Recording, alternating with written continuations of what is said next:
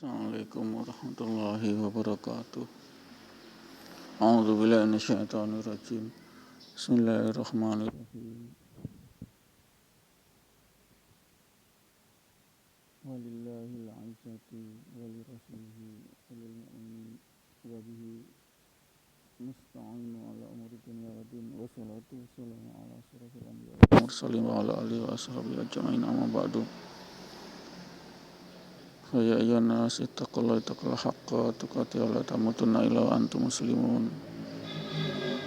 Rabbi shrah li sadri wa yassir li amri wa hlul 'uqdatam min lisani yafqahu qawli. Rabbi zidni ilma warzuqni fahman.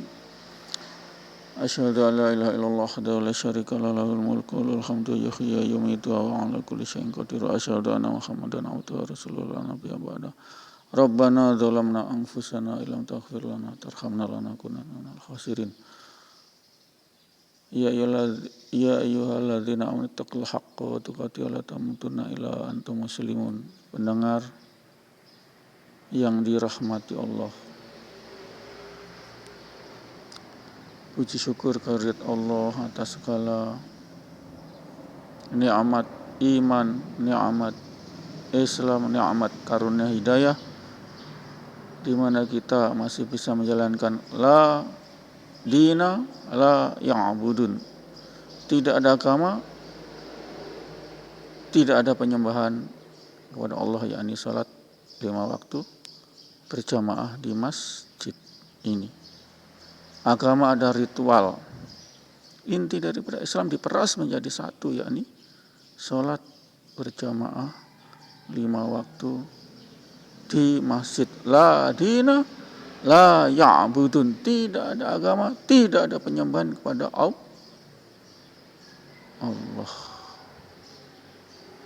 La dina la akliha. Tidak ada agama, tidak ada akal. Jadi agama adalah akal. La dina la akliha.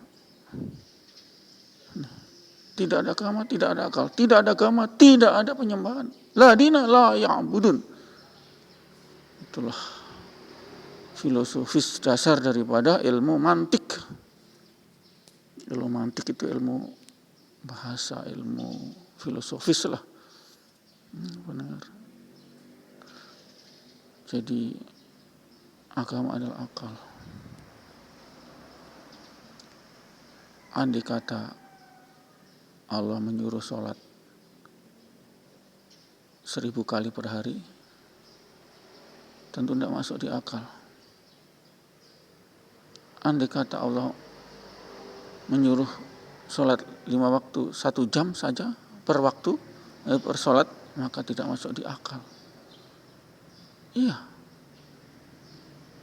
Sedang saja 5-10 menit saja banyak umat Muhammad yang jadi kerayakis, tidak bisa melaksanakan, tidak mampu melaksanakan di masjid macam kaum Yahudi, Bani Israel, kaumnya Nabi Musa. Ibadah dari sahabat 24 jam itu, hari sahabat itu 24 jam bagi umat Yahudi. Jangan dikira cuma 1-2 jam, tidak. 24 jam mas. Semedi di sholat di kuil Yahudi, di masjidnya jauh. Dikira cuma 1-2 jam, tidak, 24 jam itu. Tidak bisa kentut, tidak bisa tidur, tidak bisa makan. 24 jam, iya, semedi mas. Tahu semedi? Diam terus. Dikira cuma 1-2 jam hari Sabtu, bukan. Tidak mas. Tidak, 24 jam hari Sabat. Yang tidak melaksanakan jadi kera. Jadi kera, yakis beneran itu. Semua orang Yahudi yang tidak melaksanakan hari Sabat jadi kera. Tidak bisa balik, tidak bisa. Nabi Musa berdoa kepada Allah, balikan ini ya Allah ke manusia, tidak bisa. Pendengar dan rahmati Allah. Ya tidak masuk di akal.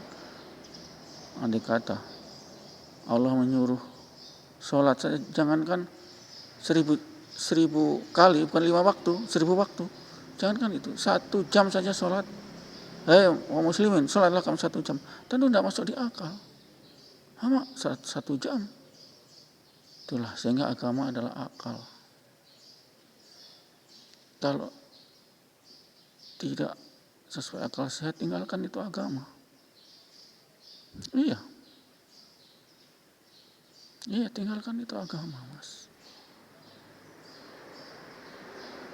Agama menyuruh tidak kawin, tinggalkan itu, enggak kontra daripada humaniora kemanusiaan. Enggak betul itu.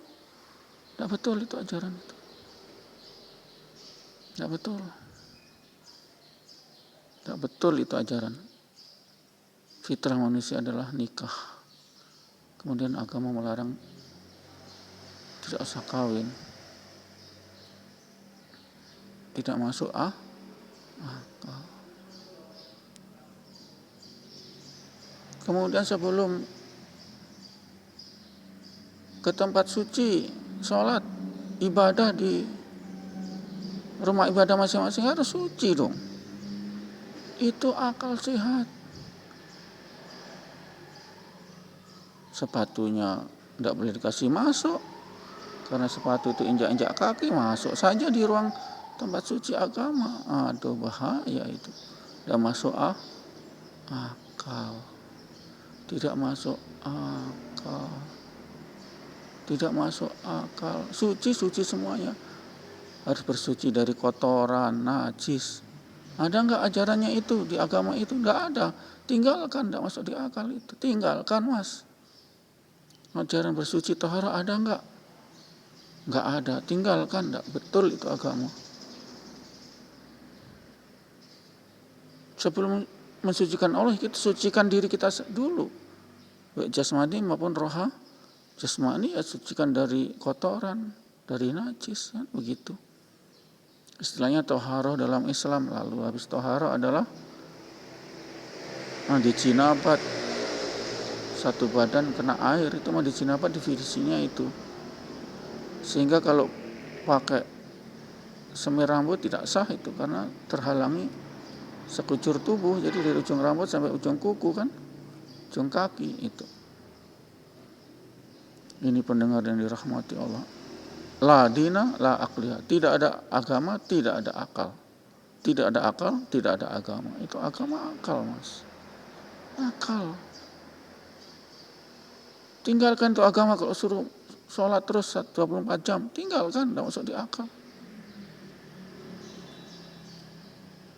Kalau cuma 5-10 menit, masuk di akal, kan. Pakai ayat pendek kul wallah sudah selesai. Tidak sampai 10 menit, 5 menit sudah selesai. Ayat pendek, kan, kulhu.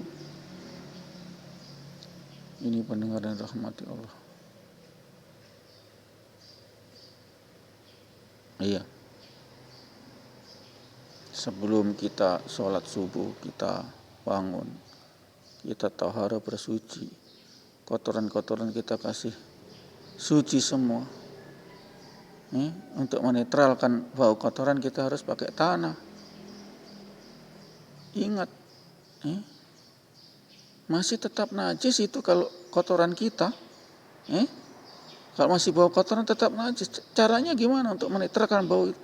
Pakai 7 kali tanah. 7 kali gosokan tanah, pasir atau tanah lah, bumi. Itu baru netral, itu bau tidak ada. Selama masih ada, sehingganya di kamar mandi sediakan pasir lah, tanah. Sediakan lumpur, sediakan di situ. Karena baik-baik saat kita toharoh, habis istinja buang air besar, kotoran kita masih bau, oke lah, wujudnya tidak ada, tapi masih bau. Itu kategorikan masih najis dan tidak diterima sholat kita. Caranya menghilangkan bau apa? Bukan pakai deterjen, bukan pakai sabun, tapi pakai tanah, digosok-gosok minimal 7 kali. Itu sudah minimal, ya. Itu sudah netral baunya. Sehingganya rumah tangga muslim yang cerdas, di kamar mandinya harus ada pasir atau tanah. Di tempat yang kecil lah, apa begitu, mangkok atau apa, atau timba, sediakan tuh air untuk menggosok itu, untuk menetralkan bau. Yang namanya suci itu adalah terbebas dari zatnya, rupanya kotoran itu dan bau. Zat sudah tangan bersih tapi baunya masih ada, masih najis itu. Ini yang tidak diketahui oleh kebanyakan muslimin muslimat karena tidak ngaji bab toharoh. Loh iya, nggak ngaji mereka. Kan 7 kali gosokan tanah baru netral itu najis babi, najis anjing, juga najis kotoran kita. Bau mas. Coba kalau kita biar sudah pakai sabun yang harum pun masih bau. Sabun apa? Liboy atau apa? Masih bau mas. Coba kalau tanah 7 kali, gosok terus, netral mas, tidak ada baunya. Sehingga dari ceramah saya ini harus dipraktekkan sehingga apa, kita tidak diterima sholat kita. Masih bau. Bersih-bersih, habis buang air besar, bersih-bersih, lalu pakai sabun, masih bau, tetap najis itu. Yang namanya suci itu suci dari zatnya, warnanya, rupanya, dan baunya. Baunya sudah hilang ya. Untuk menterangkan bau itulah tanah. Tanah itu menterangkan bau. Ataupun juga serbuk kopi. Itu serbuk kopi itu adalah sebagai penetral, absorpsi, sebagai penyerap. Kalau mayat manusia kan busuk tuh, ditaburi serbuk kopi bubuk, itu akan hilang. Itulah sehingga boleh juga kopi itu. Kopi saja. Kalau enggak mau tanah ya kopi, sama itu. Kopi dengan tanah itu sama, kan karbon juga. Ada unsur karbon. Ada unsur karbon tanah itu. Pendengar rahmati Allah. Sehingganya ceramah inilah yang bisa memberi pencerahan kepada kita. Apa sih toharoh? Bersuci itu terbebas dari bau dan zatnya, rupanya. Oke lah, tangan kita sudah putus, sudah tidak ada, tapi masih bau, najis itu, masih najis, belum hilang itu. Sehingga untuk menghilangkan bau pakai kopi, serbuk kopi, kita taruh di gelas atau di mana tempat sabun, tempat sabun khusus, ada satu sabun, satu kopi, untuk menetralkan itu. Kalau tidak tanah ini pendengar rahmati Allah, sehingga kita menjadi ada pencerahan pada kesempatan dakwah kali ini. Insya Allah inilah ilmu gratis Bapak dengar dari YouTube saya. Ilmu, kalau tidak ada ilmu, aduh Bapak tidak diterima sholat Bapak, masih bau. Kita raba itu dubur kita, tempat keluar kotoran, buang air besar, bersih sudah, tidak ada rupanya, tapi masih bau, itu sudah tidak terima itu. Itu pendengar yang rahmati Allah, hati-hatilah dalam masalah toharoh. Karena tidak sempurna toharoh, gugur pahala, tidak terima pahala sholat kita. Ini adalah usul fikih toharoh.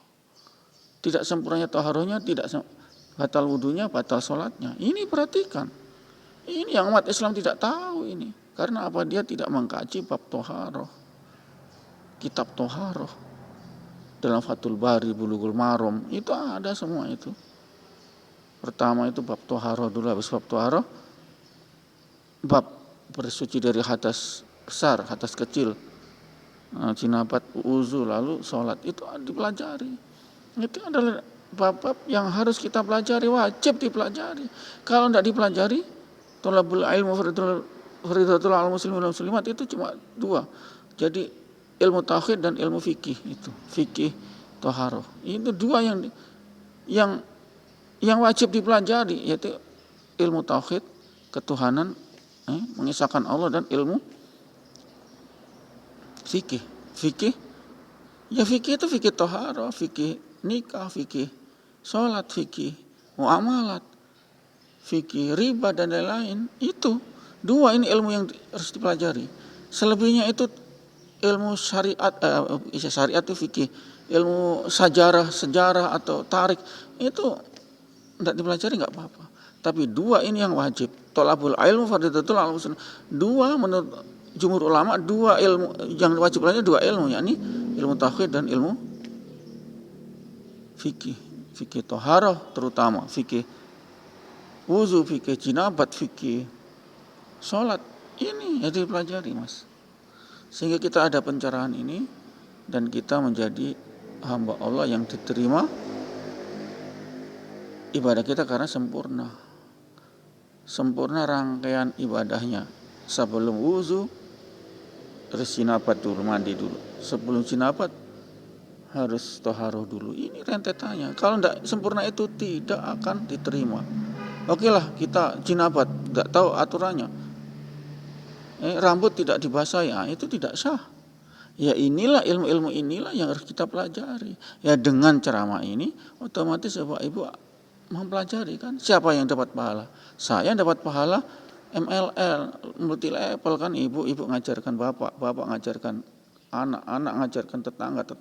Itu multi level. Jadi inilah fungsi daripada medsos. WA, YouTube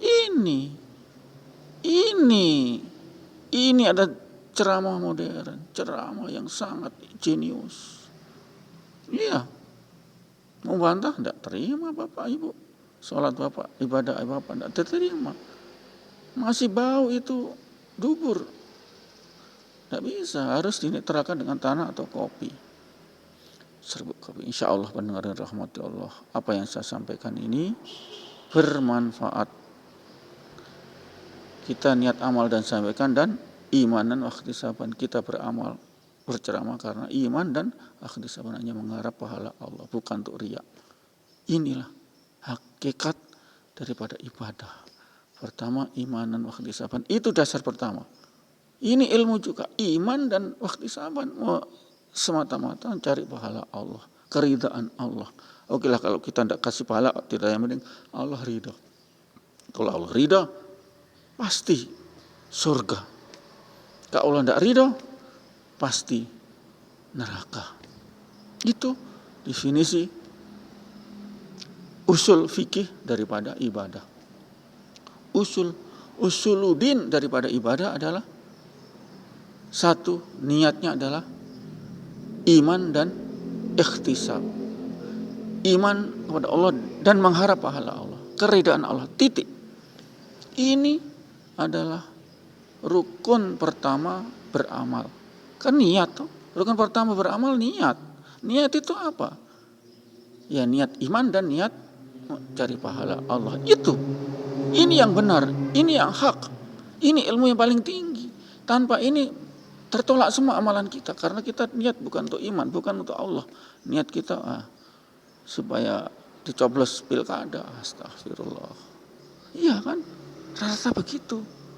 Dia mau beramal saat ada keperluan. Ini batal. Dari kaifiyah ibadah sudah batal, Mas. Iya kan? Dia nyumbang semen masjid. Tapi momen-momennya tidak tepat. Dia mau pilkada, mau dipilih, mau minta suara. Batal, Mas, tidak boleh. Tidak boleh itu. Ya silakan kalau mau, tapi tidak ada pahala. Silakan Allah, kalau tidak ada pahala berarti tolak. Kalau tolak ya silakan. Keputusan Allah nanti, yang pasti itu. Dasar semua amalan kita itu niat. Niat itu apa intinya? Iman wa ihtisaban, iman dan mengharap pahala Allah. Ini ilmu yang paling tinggi yang harus kita ketahui. Usuluddin ya ini. Usuluddin ini. Kalau tanpa ini tertolak semua amalan kita loh. Kok pandai Pak Prof? Bukan pandai, cuma ngerti saja. Insyaallah pendengar rahmati Allah, kita iman waktu saban, iman dan waktu saban, iman dan mengharap keridhaan Allah, ridha Allah. Oke lah, kita tidak mengharap pahala Allah, tapi keridhaan Allah itu pasti. Dan apa? Niat amal diamalkan dan disampaikan. Ini amal dan sampaikan. Share ini YouTube-nya Pak Ustadz ini, share. Niat amal dan sampaikan, share. Sebar, insyaallah berkah. A'udzubillahi minasyaitonirrajim. Kifarat majelis. Bismillahirrahmanirrahim. Subhanallahi wa bihamdihi, subhanakallahumma wa bihamdika, asyhadu an la ilaha illa anta, astaghfiruka wa atubu ilaik. Assalamualaikum warahmatullahi wabarakatuh.